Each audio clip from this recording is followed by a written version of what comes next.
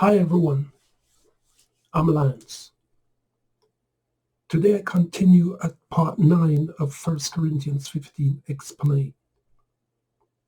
In part 8, at verses 24 to 28, the Apostle Paul presented the truth that Christ would resurrect the dead and then give back the reign to the Father. He showed that there would be an end of the old creation out of which the righteous dead would be resurrected and would be transitioned into the new creation in Christ. The apostle showed that the end would not be the end of the world nor the end of time, because this world, has no end, and time here in this world has no end. He showed that when Christ ascended after the resurrection, he sat at the right hand of the Father and reigned for approximately 40 years in the glory of the Father. He disclosed that after the 40 years reign in the glory of the Father, Christ would reign in his own glory when he had put down all rule, all authority, and all power of the old kingdom priesthood tabernacle. He stated that Christ would hand back all rule, authority, and power to the Father and be in submission to the Father. Today I will explain 1 Corinthians 15:29. This verse is another complex one, as many have had difficulty understanding and explaining what the apostle really meant. Let us read 1 Corinthians 15:29 and then see if we can explain it singly as a single verse. It goes, otherwise, what will they do who are baptized for the dead? This is a question that the apostle putting forward to the Corinthians believers who have a problem with the resurrection. If the dead are not raised at all, why also are they baptized for them? So that's two questions. This verse is in sequence and continuation with verses 30 to 34. Yeah, of itself, it is not easy to understand what the apostle mean here with this verse, and explaining it alone would be difficult. Yes, so let us read over verses 29 to 34 and explain what the apostle is saying here. So let us bring up the apostle writing here.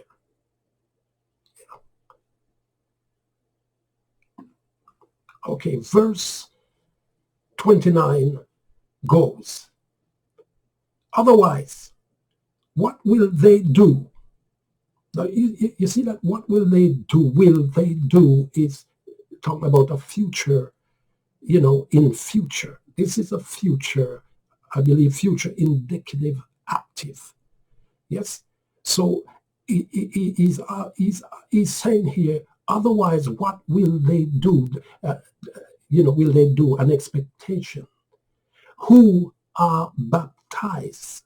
Yes, are baptized here is a present participle. Yes. So what the present participle is saying here is that people were baptized before and they still were doing it for the dead. So people were being baptized for the dead, and it was continuing at the time of the writing of the apostle this letter. Yes. So Then he goes on to say, if at all, dead are not raised. You see, and here we go again, are not raised is also a present indicative, middle or passive. Yes. So he's talking about, he's dealing with a present problem, a present situation among the people. Why also, another question, are they baptized? Here again, he used, the present indicative middle past. Yeah, for them. So it was going on and still going on. Yes. Okay. So then he goes on, verse 30. Why also are we in danger every hour? Bear with me a minute.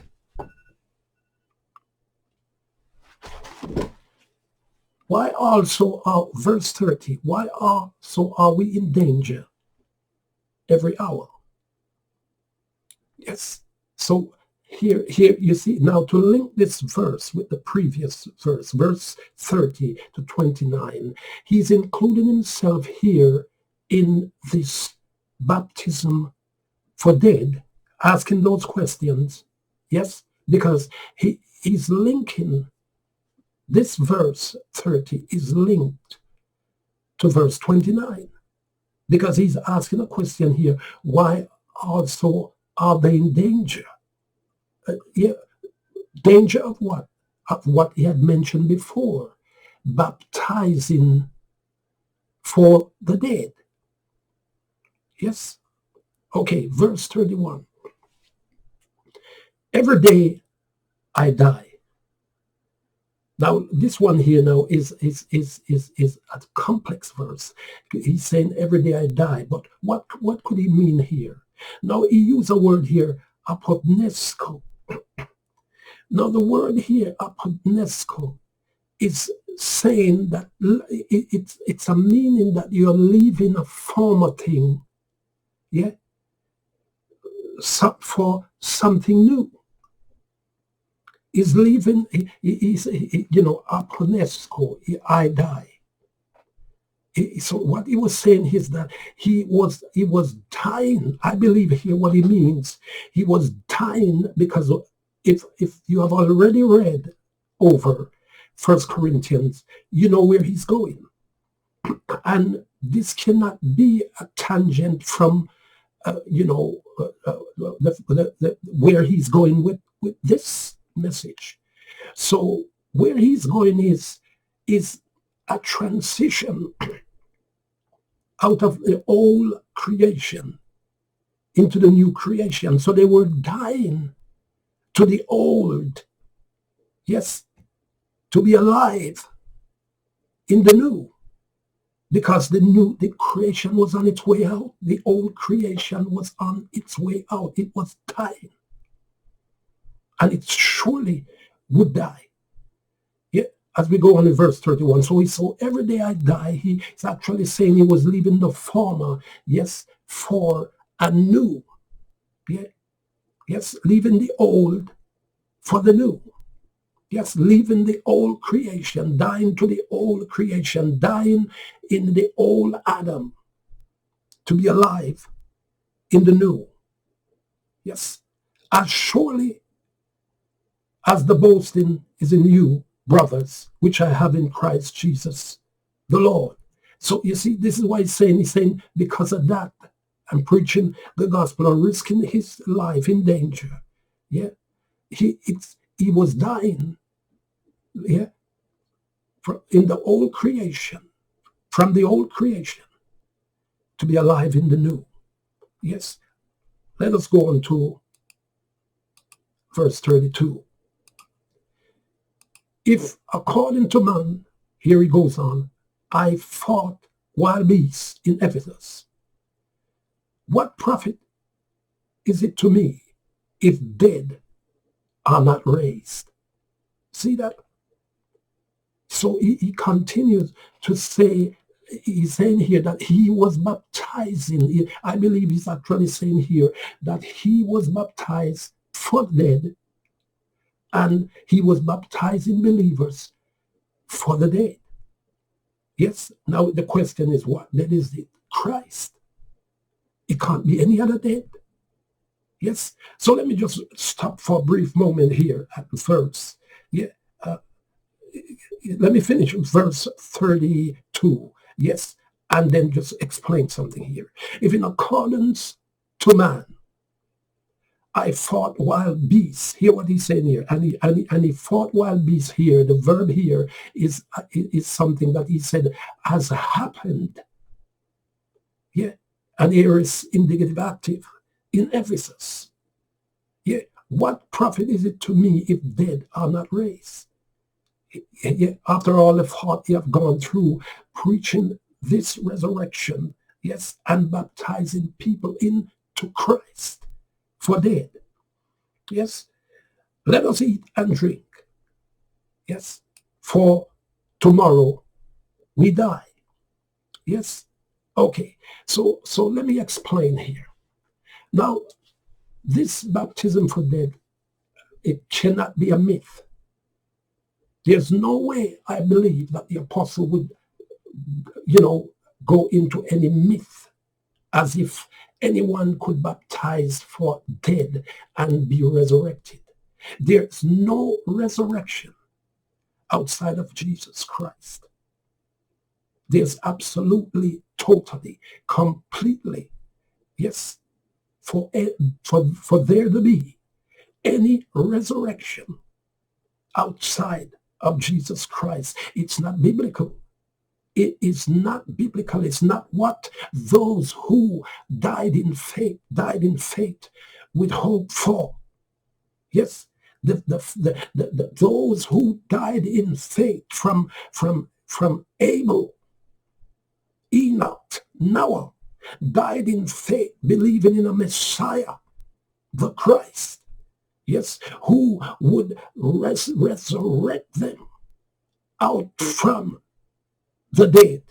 Yes, so there's no absolutely resurrection from dead outside of Christ. So the apostle here could not be talking about any myth as the mystical, Mormons believe and other beliefs that I've heard, some preachers put forward. Yes, it's ridiculous. They have not been following the chain of reason, and they have not been following the scriptures clearly. Yes, and they are concocting a story that is a myth. And the apostle was never talking about no myth here.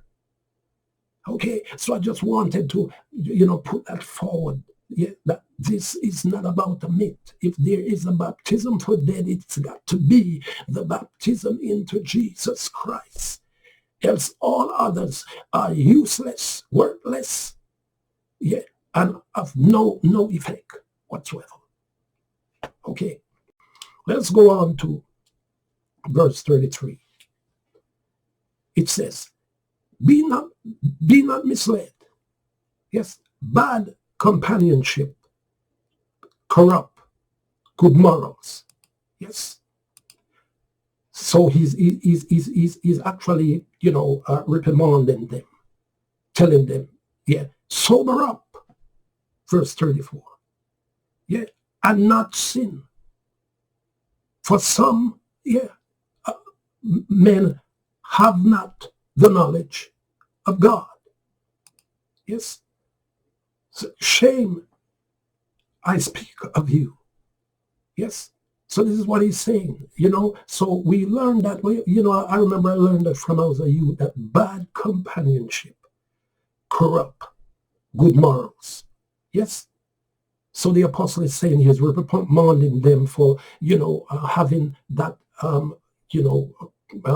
misled, making people mislead them, to believe something, different, that there's no resurrection and Christ didn't resurrect it. Sober up righteously and not sin. Yes. For some, have ignorance of God. Shame, I speak of you. Yes. So here we see, yeah, that the apostle, yes, was talking about, yeah, a resurrection and, yeah, and dying and, and a baptism into Christ. Yeah, baptism for dead here that he's talking about is the baptism into Christ of the verse 29. Yes? So let us look at some scriptures that substantiate this. Yes? So if we go to Romans 6, yes? So let's bring up Romans 6 this moment. Yes? And in particular, to save time, there's one key verse here that shows it all, though there are more than one verse here that shows it. And the key verse here, I will read first to minimize time.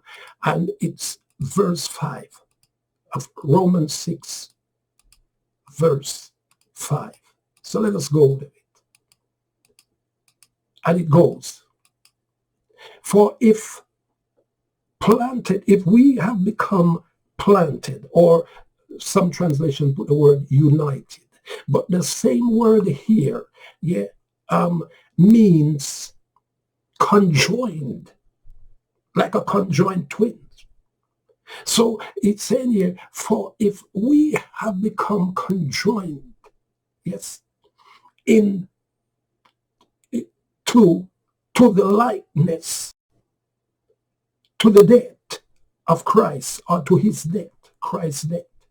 Yes. So what is actually saying here, certainly also to the resurrection, we will be, hear this. So this is using the future, which I mentioned before in Romans, that there was an expectation of the question he asked of those who are baptized for dead.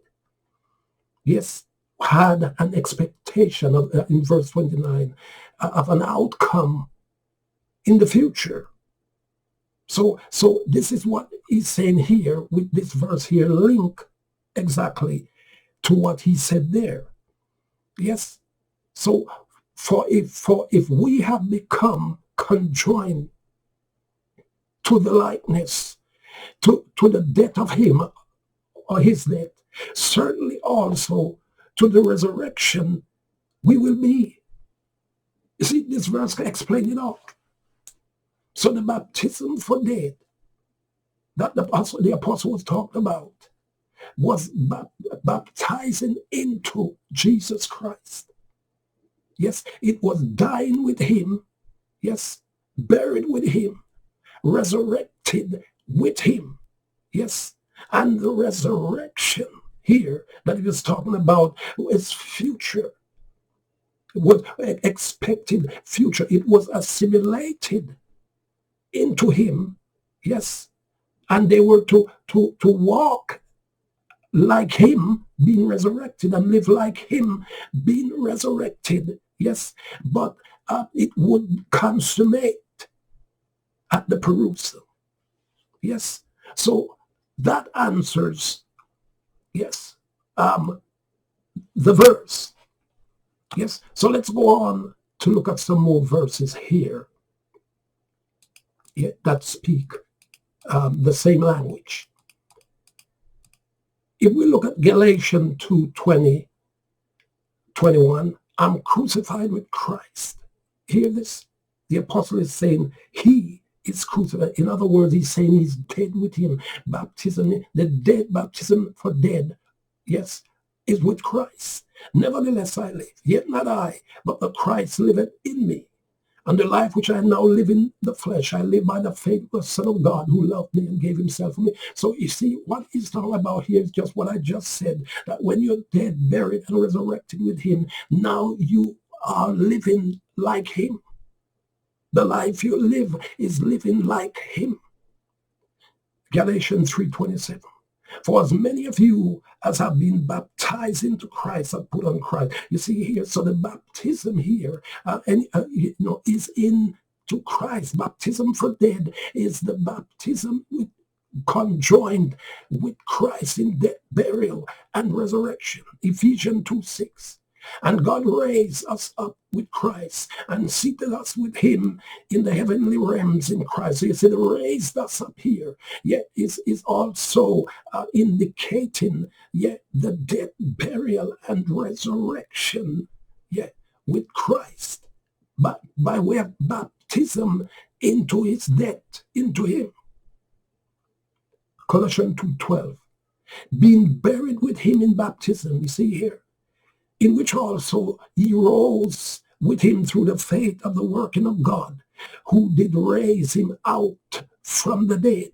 You see here. So all of these scriptures here is showing that the baptism for death here is talking about the baptism into Christ. Yes. So we look at again Colossians 2:13.